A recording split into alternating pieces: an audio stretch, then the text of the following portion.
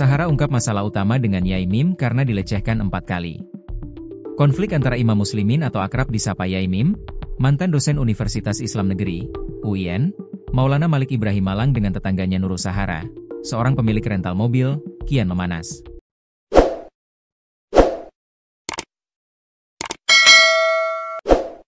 Sahara kini muncul dan mengungkapkan kronologi perseteruan dengan Yai Mim berdasarkan versinya.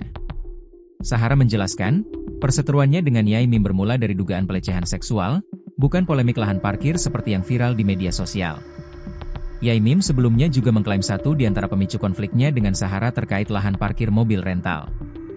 Jadi permasalahan utamanya itu sebenarnya bagi saya pribadi itu pelecehan seksual, kata Sahara, dikutip dari YouTube Cumi Cumi, Jumat, 3 Oktober 2025. Beliau itu menganggap saya dan teman-teman yang ada di garasi itu terlalu santai dalam menyikapi guyonan-guyonan beliau. Lanjutnya, Sahara menuturkan, guyonan Yai Mim itu kemudian mengarah ke ranah pribadi. Sahara pun menganggap itu sebagai bentuk pelecehan verbal. Ia mengaku telah mendapat pelecehan dari Yai Mim sebanyak 4 kali. Sehingga dari situ mulailah beliau itu ada gurauan-gurauan yang mengarah ke ranah intim. Sehingga saya merasa itu adalah pelecehan, bagi beliau bukan. Ada 4 kali saya dilecehkan, bebernya. Kuasa hukum Sahara, Zaki Chong menjelaskan, polemik lahan parkir baru mulai pasca dugaan pelecehan terjadi.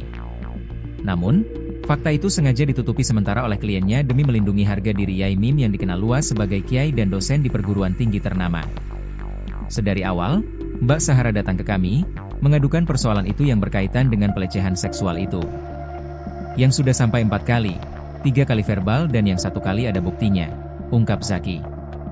Akan tetapi, pihak Sahara merasa terus dipojokkan oleh Yai Mim. Sehingga dalam waktu dekat, pemilik usaha rental itu akan melaporkan kasus dugaan pelecehan tersebut ke polisi. Mari kita hargai kiai ini, namun ia harus tetap diberikan efek jera. Makanya saya sampaikan ke Mbak Sahara, kita hold persoalan pelecehan seksualnya. Karena kenapa? Takut menghancurkan harkat dan martabatnya seorang ulama, makanya kami hold.